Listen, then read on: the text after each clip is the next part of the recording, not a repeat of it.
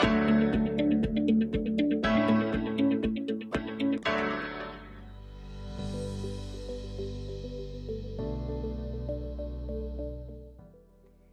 को नमस्कार। हिंदी के एक नए वीडियो में आप सभी का हार्दिक स्वागत है। आपको याद होगा पिछले वीडियो में हमने लेखक सर्वेश्वर दयाल सक्सेना जी का साहित्यिक परिचय जाना था। आज हम उनके द्वारा रचित पाठ समझेंगे और वह पाठ किस विधा में है? वह है संस्मरण विधा। तो क्यों ना हम पहले यही जान लें संस्मरण क्या होता है। तो चलिए देखते हैं संस्मरण कैसे बना और इसका अर्थ क्या है। संस्मरण सम और स्मरण इन दोनों से मिलकर बना है, जिसमें सम उपसर्ग है और स्मरण मूल शब्द है। तो इसका अर्थ क्या निकला? सम से बना सम्यक और स्मरण यानी याद करना, यानी किसी चीज को अच्छी तरह से याद करना, पूरी तरह से याद करना। अगर आप कहीं किसी से मिले हैं या आपके साथ कोई घटना घटित हुई है तो आप किसी घटना अथवा किसी व्यक्ति अथवा वस्तु को यदि स्मृति के आधार पर, अपनी याददाश्त के आधार पर लिख डालते हैं तो उसी का ही कलात्मक वर्णन करना संस्मरण कहलाता है। अब संस्मरण जब किया गया तो स्वाभाविक रूप से किसी को तो याद करके लिखा गया। तो आपके दिमाग में प्रश्न आएगा कि आखिर यहाँ पर किसको याद करके लिखा। मगर उस प्रश्न का उत्तर देने से पहले मैं आपसे एक प्रश्न करना चाहती हूँ। क्या आप मुझे बता पाएंगे कि आपके विचार से मनुष्य में कौन कौन से गुण होने चाहिए? स्वाभाविक रूप से आपको याद आ रहा होगा, आपके दिमाग में आएंगे अनेक गुण, सत्य, निष्ठा, करुणा, सहानुभूति, दूसरों के साथ प्यार से रहना, अनेक गुण, है ना। अब सोचिए कोई ऐसा व्यक्ति हो सकता है जिसमें ये सारे गुण हो? बिल्कुल हो सकता है। और ऐसे ही एक व्यक्ति के विषय में हमें लेखक ने इस पाठ में बताया है। तो जिस महान व्यक्तित्व का वर्णन किया लेखक ने, है ना, तो हम भी बात करेंगे उसके खुल के। और नाम क्या है उनका? फादर कामिल बुल्के। तो चलिए हम देखें इस पाठ को और समझने का प्रयास करें। मगर हम पूरा पाठ नहीं बताएंगे, यहाँ पर ज्यों का त्यों पाठ प्रस्तुत ना करके हम उसका इस बार संक्षेप में करेंगे वर्णन और हम देखेंगे उसका सार। तो चलिए यहाँ पर मानवीय करुणा की दिव्य चमक पाठ का सार आपके समक्ष है। एक एक बिंदु को समझते जाइए, पाठ में आगे बढ़ते जाइए। इस पाठ के लेखक सर्वेश्वर दयाल सक्सेना हैं, ये तो आप पहले ही जान चुके, जिन्होंने फादर कामिल बुल्के के व्यक्तित्व व उनके जीवन का बहुत ही खूबसूरती से वर्णन किया है। फादर एक ईसाई सन्यासी थे। अब आप सोचेंगे सन्यासी और फिर हमने साथ में ईसाई लगा दिया। कारण भाई ईसाई तो वे जन्म से थे, बचपन में उन्होंने ईसाई धर्म को अपनाया भी, मगर वह आम सन्यासियों जैसे नहीं थे। वह संकल्प से सन्यासी थे, मतलब उन्होंने सन्यास धारण कर लिया, एक दृढ़ निश्चय कर लिया कि मैं सन्यासी की तरह जीवन बिताऊंगा। मगर मन से वे आम जनता से जुड़े रहे, वे आम लोगों के हित के कार्य करते रहे और भारत को अपनी कर्म भूमि व अपने को भारतीय कहने वाले फादर कामिल बुल्के जो हैं, उनका जन्म हुआ था बेल्जियम, जो कि यूरोप में है। वहां के रेम्स चैपल नामक शहर में इनका जन्म हुआ, जो कि गिरजों, पादरियों, धर्म गुरुओं और संतों की भूमि कही जाती है। तो यहाँ आपको एक तो यह पता चला कि फादर कामिल बुल्के का जन्म कहाँ हुआ, दूसरा उनके जन्मभूमि रेम्स चैपल की विशेषताएं भी पता चल गई। और आगे देखेंगे कि फादर कामिल बुल्के ने अपना बचपन और युवावस्था, ये इन दोनों के जो प्रारंभिक वर्ष थे ना, वे रेम्स चैपल में बिताए थे। और इनका परिवार कैसा था? परिवार के विषय में आप यहाँ पर देख सकते हैं। इनके परिवार में कौन कौन है?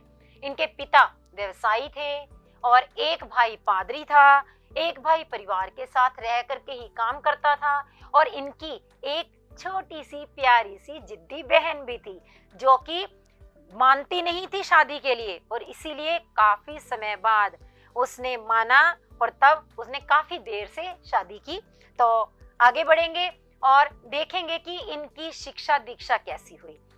फादर कामिल बुल्के ने इंजीनियरिंग करना शुरू किया था, परंतु अंतिम वर्ष की पढ़ाई को बीच में छोड़कर विधिवत तरीके से इन्होंने क्या धारण कर लिया? संन्यास। और जब व्यक्ति संन्यास लेता है तो वह अपनी कोई भी शर्त भी रख सकता है। इन्होंने क्या शर्त रखी कि मैं संन्यास लेकर भारत जाऊंगा, और इनकी वो शर्त मान भी ली गई और इसी कारण ये भारत आ गए। और भारत में आए किस लिए थे? क्योंकि ये भारत व भारतीय संस्कृति से बहुत अधिक प्रभावित थे। यहाँ पर ये प्रश्न बन सकता है कि फादर कामिल बुल्के ने अपनी कर्मभूमि भारत को क्यों बनाया? स्पष्ट रूप से पता चल रहा है ना कि उन्होंने इसलिए कर्मभूमि बनाया क्योंकि वे भारत व भारतीय संस्कृति से बहुत अधिक प्रभावित थे। फादर कामिल बुल्के ने जब संन्यास धारण कर लिया तो संन्यास के बाद वे भारत आ गए और फिर यहीं के होकर रह गए, यानी अपनी मृत्यु तक वे यहीं रहे। बीच में कुछ वर्षों के लिए या कुछ दिनों के लिए वे गए बेशक, मगर मुख्य रूप से उन्होंने अपना सारा जीवन फिर भारत में ही बिता दिया। और भारत में आकर के भी इन्होंने पढ़ाई नहीं छोड़ी। क्या किया? इन्होंने पहले जीसेट संघ में 2 साल तक पादरियों के बीच में रहकर धर्माचार की पढ़ाई की। ठीक है, पहले धर्म की शिक्षा ली, किसके बीच में रहकर? पादरियों के बीच में रह करके। और फिर 9-10 वर्ष तक दार्जिलिंग में रहकर इन्होंने आगे की पढ़ाई की और फिर कोलकाता से बीए किया, इलाहाबाद से हिंदी में एमए की डिग्री भी हासिल की। तो देखिए, एक व्यक्ति जो इंजीनियरिंग कर रहा था उसने विज्ञान का क्षेत्र छोड़ दिया, साहित्य में आ गया और आकर के हिंदी में एमए किया। इससे यह भी तो पता चलता है ना कि इनको हिंदी से लगाव हुआ होगा और इसी कारण फिर हिंदी के क्षेत्र में आगे और काम करने लगे। तो क्या क्या किया इन्होंने? हिंदी में अनेक रचनाओं को भी रचा, मगर उससे पहले आप ये भी सोचिए कि जब ये भारत आ गए कि अपने परिवार को पूरी तरह से भूल गए? नहीं, यहाँ आकर के भी इन्हें अपने परिवार की स्मृति बनी रही, जिसमें अपनी माँ को ये विशेष रूप से याद करते थे। अपनी माँ को ये बहुत प्यार करते थे और अक्सर उन्हें याद करते थे। और इनके एक मित्र थे, उस दोस्त का नाम था डॉक्टर रघुवंश। तो डॉक्टर रघुवंश को ये अपनी माँ के द्वारा लिखे गए पत्र दिखाते थे, उनसे बातचीत भी करते थे। इन्होंने आगे जो पढ़ाई की या हिंदी के क्षेत्र में क्या क्या काम किया उस पर नजर डालेंगे।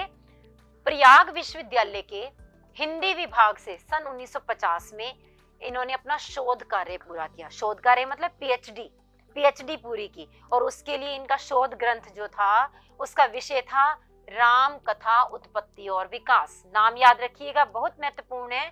इनके शोध प्रबंध का नाम है राम कथा उत्पत्ति और विकास। और साथ ही साथ इन्होंने मातरलिंक के प्रसिद्ध नाटक जिसका नाम था ब्लू बर्ड, उसका हिंदी में अनुवाद किया।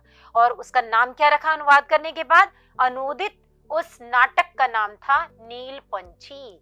तो इससे हमें यह समझ में आता है कि ये हिंदी के प्रेमी थे और इसी कारण हिंदी के ही साहित्य क्षेत्र में इन्होंने अपना कार्य जारी रखा।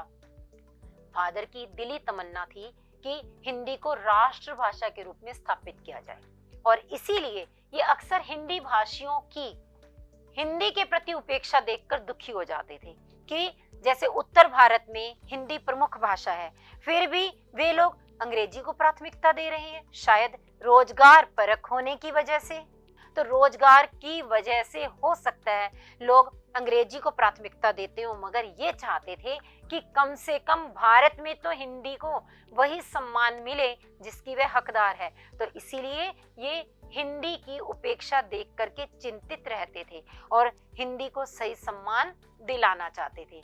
और बाद में इन्होंने सेंट जेवियर्स कॉलेज रांची में हिंदी और संस्कृत विभाग के विभागाध्यक्ष के रूप में भी कार्य किया। और इनका प्रसिद्ध हिंदी अंग्रेजी शब्दकोश भी इनके द्वारा तैयार किया गया। शब्दकोश समझते हैं आप? डिक्शनरी, यानी जिसमें अंग्रेजी के शब्दों का हिंदी में अनुवाद है।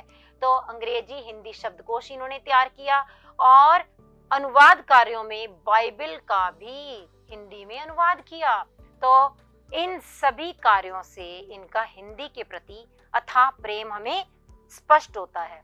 तो आज का ये वीडियो हम यहीं तक रोकेंगे, बाकी के सार को हम अगली वीडियो में लेकर के जाएंगे। मगर उससे पहले आपके लिए छोटा सा अभ्यास कार्य है जिसे आप स्वयं करेंगे और इस पाठ को जहां तक हमने अभी समझा उसे अच्छी तरह से आत्मसात करने का प्रयास करेंगे। फिर मिलेंगे अगले वीडियो में। धन्यवाद।